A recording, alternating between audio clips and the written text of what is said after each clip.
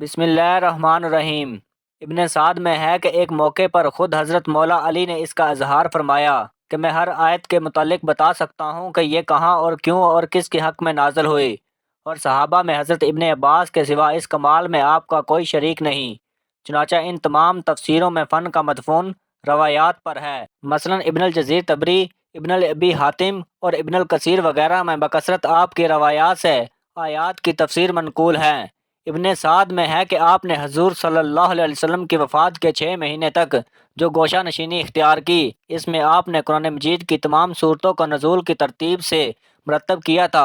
ابن الندیم نے کتاب الفہرست میں صورتوں کی اس ترتیب کو نقل کیا ہے۔ جناب حضرت علی المرتضیٰ نے بچپن سے لے کر وفات نبوی صلی اللہ علیہ وسلم تک 30 سال حضور کی خدمت و رفاقت میں بسر کیے، اس لیے آپ اسلام کے احکام و فرائض اور ارشادات نبوی کے بہت بڑے عالم تھے۔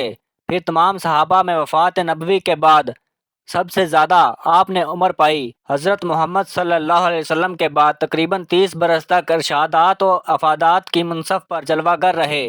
مشکل سے مشکل اور پیچیدہ سے پیچیدہ مسائل کی تہہ تک آپ کی نقطہ نظر آسانی سے پہنچ جاتی تھی۔ یمن میں آپ نے 2 عجیب و غریب مقدمات کا فیصلہ کیا۔ یمن نیا نیا مسلمان ہوا تھا، پرانی باتیں ابھی تازہ تھی۔ ایک دفعہ ایک عورت نومولود بچے کو لے کر ہمراہ 3 آدمیوں کے حضرت مولا علی کی بارگاہ میں پیش ہوئی۔ ان تینوں مردوں کا یہ دعویٰ تھا کہ عورت کے ہاتھ میں جو بچہ ہے وہ میرا ہے۔ حضرت مولا علی رضی اللہ تعالیٰ عنہ نے اس عورت سے فرمایا، کیا تم بتا سکتی ہو کہ یہ بچہ کس کا ہے؟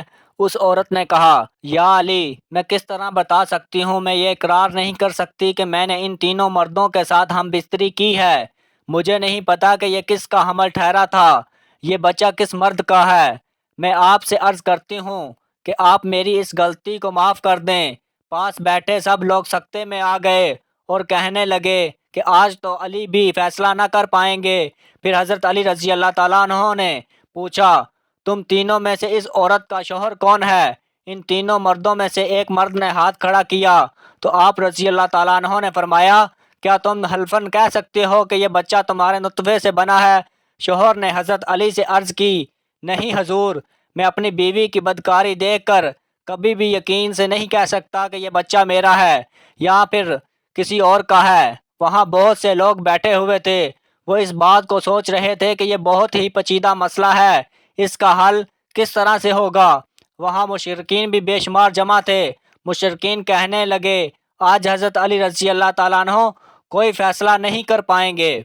حضرت علی رضی اللہ تعالیٰ عنہ کچھ دیر تک چپ رہے۔ اس کے بعد حضرت علی نے قرعہ ڈالا اور فرمایا کہ اب میں قرعہ ڈالتا ہوں، جس کے نام پر قرعہ نکلے گا بچہ اس کا ہوگا۔ حضرت علی رضی اللہ تعالیٰ عنہ نے 3 ٹکڑے کاغذ کے لیے اور تینوں پر ایک ایک مرد کا نام لکھ کر دیا، پھر اس کو چھپا کر سامنے کیا گیا۔ ایسا کئی بار کیا گیا، جب بھی قرعہ نکلتا تو ایک ہی مرد کا نام نکلتا۔ اس مرد کو اس لڑکے کا باپ تصور کیا گیا، لڑکے کو غلام سمجھ کر اس کی قیمت لگائی گئی اور قیمت کے 3 حصے کیے گئے۔ جس کے حصے میں قرعہ نکلا تھا اس شخص سے اس قیمت کے 2 حصے وصول کر کے باقی دونوں مردوں کو دے دیے گئے۔ جب یہ بات حضرت محمد صلی اللہ علیہ وسلم تک پہنچی تو حضرت محمد نے بھی فرمایا، اگر یہ مسئلہ میرے پاس آتا تو میں بھی اس مسئلے کا حل اسی طرح کرتا جس طرح حضرت علی رضی اللہ تعالیٰ عنہ نے حل کیا ہے۔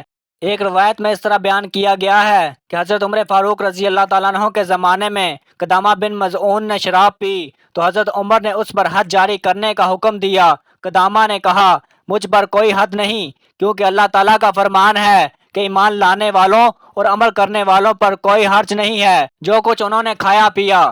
میں مہاجرین اولین اور مجاہدین بدر میں سے ہوں۔ جب حضرت عمر فاروق رضی اللہ تعالیٰ عنہ نے فرمایا، تم نے درست کہا، اس لیے قدامہ کو بغیر کسی سزا کے رہا کر دیا گیا، اس پر کوئی حد جاری نہ کی گئی۔ یہ بات جب حضرت مولا علی کو پتہ چلی تو حضرت عمر کے پاس آئے۔ حضرت مولا علی نے حضرت عمر کو کہا کہ قدامہ پر کوئی حد جاری کیوں نہیں کی، قدامہ کو رہا کیوں کیا؟ حضرت عمر نے سارا ماجرا سنایا۔ حضرت علی رضی اللہ تعالیٰ عنہ نے کہا، قدامہ اس آیت کا اہل نہیں، وہ قدامہ جو حرام کی راہ پر چل کر اور حرام کام کا مرتکب ہو، اس بات میں تو کوئی شک نہیں ہے۔ یہ شخص خدا اور رسول پر ایمان لایا اور نیک کام بھی کیے، البتہ لوگ خدا کی حرام کردہ چیزوں کو حلال نہیں کر سکتے۔ بس قدامہ جو الفاظ کہہ چکا ہے اس کو توبہ کرنی چاہیے۔ حضرت علی رضی اللہ تعالیٰ عنہ نے فرمایا اگر یہ قدامہ توبہ کرتا ہے تو اس پر حد جاری کی جائے، اگر قدامہ توبہ نہ کرے تو اس کو قتل کر دیا جائے کیونکہ وہ ملت اسلام سے خارج ہو گیا ہے۔ حضرت عمر سمجھ گئے تھے کہ قدامہ کو چھوڑ کر غلطی کی ہے اور قدامہ کو کہا کہ تم توبہ کرو۔ قدامہ یہ بات اچھے طریقے سے سمجھ گیا تھا کہ میرے بارے میں شرعی سزا کیا ہے۔ قدامہ نے توبہ کی تو اس کی قتل کی سزا تو معاف ہو گئی، تو اب قدامہ پر حد کا مسئلہ باقی تھا۔ حضرت عمر نے حضرت علی سے پوچھا کہ آپ مشورہ دیجئے کہ قدامہ پر کس طرح حد جاری کرنی چاہیے۔ حضرت علی رضی اللہ تعالیٰ عنہ نے فرمایا کہ قدامہ کو 80 کوڑے مارے جائیں، کیونکہ جو بھی شرابی نشہ کرتا ہے تو وہ مست ہو کر بہکی بہکی باتیں کرنا شروع کر دیتا ہے۔ حضرت علی رضی اللہ تعالیٰ عنہ کے کہنے پر قدامہ کو 80 کوڑے مارے گئے۔